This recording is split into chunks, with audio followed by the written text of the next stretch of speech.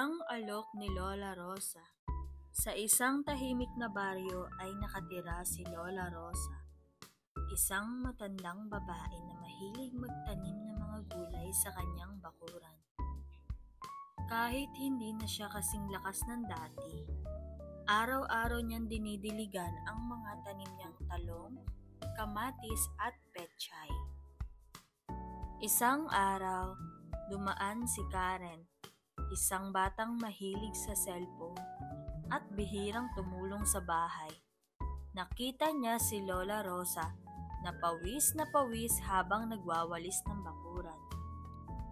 "Ay Lola, ang init-init po. Bakit kayo nagtatrabaho pa?" tanong ni Karen.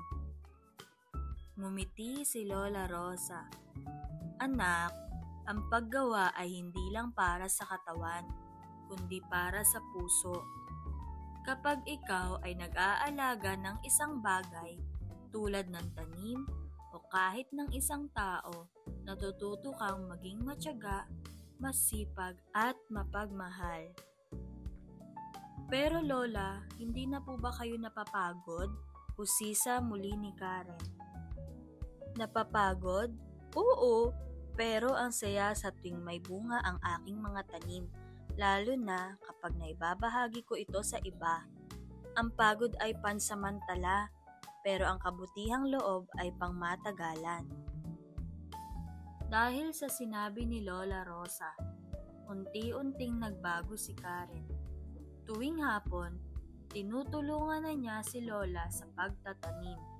Unti-unti rin siyang natutong magbawas sa paggamit ng cellphone at mas pinahahalagahan ang mga simpleng gawain sa paligid.